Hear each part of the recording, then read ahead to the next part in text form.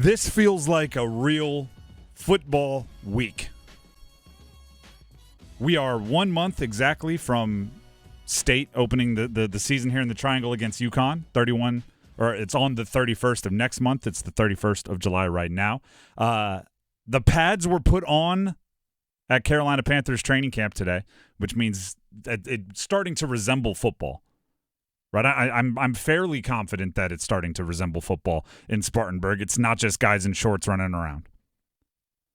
But I thought it was a good time to revisit a conversation that I'm sure a lot of time was spent on here on 99.9 The Fan, because there was a lot of time spent on it everywhere in the country. It's that whole revisiting the debate of the number one overall pick.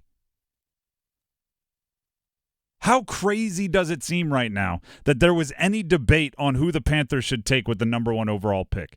The conversations not only included C.J. Stroud, who went number 2, it included Anthony Richardson, it included Will Levis. Remember the gambling odds? They were swaying. Ooh, there was somebody on Reddit that said something about knowing a friend of a friend who had Levis going to Carolina. I mean, should we really trust any quarterback that's going to put mayonnaise in his coffee? I mean, that's what did it for me. There was the mayonnaise in the coffee. There was eating the banana whole, like, peel and all. If he's that insane to do that, imagine what he's going to do when the line falls apart and he's facing a blitz. I mean, come on, people. But for a million other reasons, it was lunacy looking back that it was ever not Bryce Young. Sure. And yes, like Anthony Richardson, I didn't even know this was something that could pop up in camp. He had a procedure on his nose yesterday to correct his nasal septum. Missing practice today, and we'll see how he feels tomorrow. Been there, done that. Look, those nasal surgeries, they're no fun. Well, you've been there, done that. You mean you've had it? Yes. Okay. How does it just pop up? Like, why would this not be something you took care of 2 months ago? Well, that's a better question. I mean, it's so that you really need to plan for in advance. Did they just learn that he wheezes or something like that? Unless he had a very severe sinus infection that just required emergency surgery. That's the only thing I could think of. But, yeah, after a surgery like that, it feels like you've been punched in the nose a couple of times. It doesn't feel too good. Okay, so again, that's just strange, but I'll ignore that for a second. I'm not saying, oh, the Panthers definitely should have taken Bryce Young because Anthony Richardson had to have no surgery. But what I'm saying is, just look at how these guys have been treated. Look at how these guys, meaning all of these top quarterbacks, have handled themselves.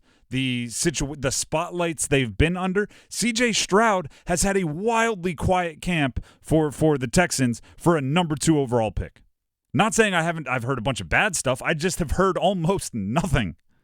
Anthony Richardson, there was one throw where he was rolling to his left and he threw it a long way. Other than that, I've heard almost nothing.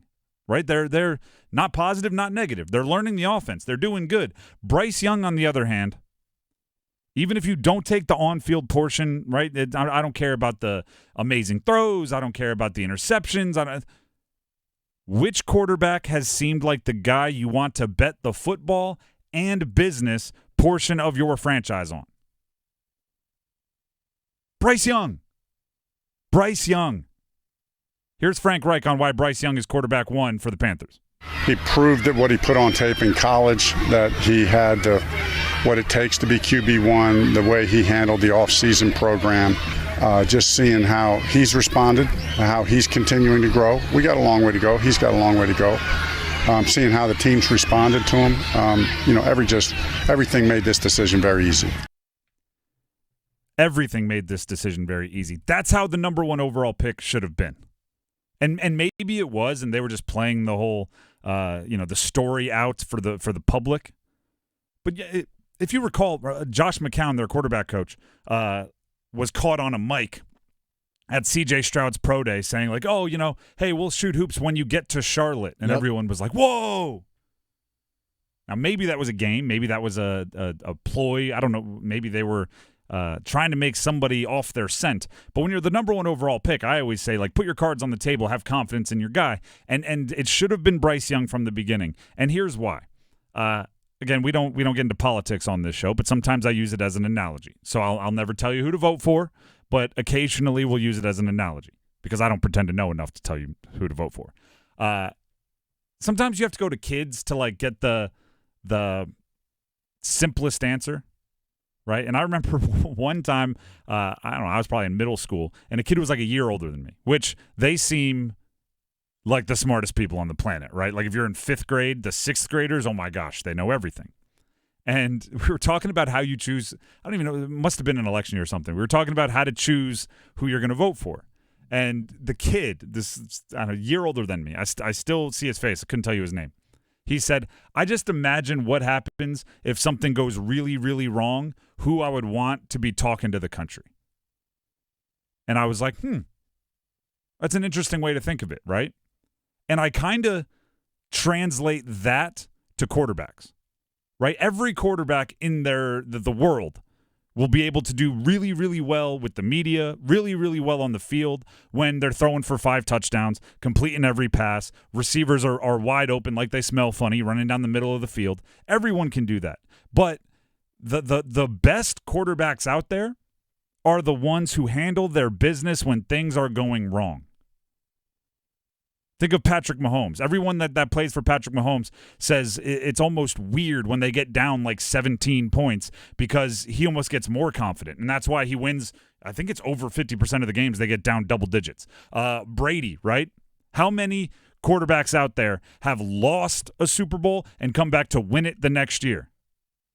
In the last 20 years, it's one, and it's Tom Brady. And everybody else kind of tumbles after they make it to the Super Bowl and don't win. So I'm looking at guys, like imagine next year things go extremely poorly in Carolina. I'm not wishing it happens. I don't predict that it happens. But just imagine, hypothetical. Go with me on this journey.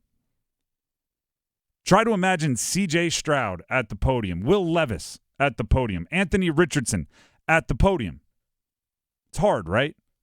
What are they going to say? How are they going to own it? It's no disrespect to them, but then try to imagine Bryce Young. There's something CEO-like about him, right?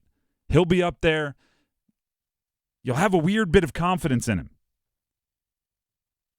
We played Frank Reich about Bryce Young being quarterback 1. Here's Bryce Young on what it means to be named the starting quarterback.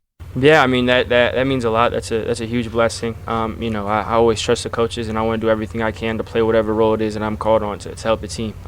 So that means a lot, and for me it doesn't change my approach. Make sure that I take things day by day. There's a lot that I want to grow, keep growing in, keep improving in, a lot to learn. We're all in it as a team in this together. I want to do the best I can to master my role, so that as we all do as a team, so that we can push and achieve our goals. So it doesn't really change my approach. For me, it's a day by day approach, and we'll watch the good and the bad from today. We'll go back, we'll learn from it, and then we get another opportunity to come out and try to perfect it tomorrow. He's got that thing, right?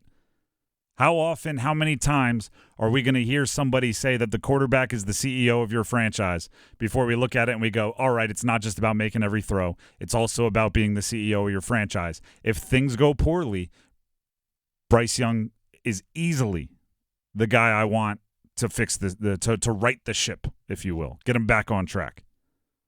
And as this camp goes along, what your team is entrusting you to do, how your team is trusting you, how they are treating you, it just goes to show that there may have been a lot of debate for nothing.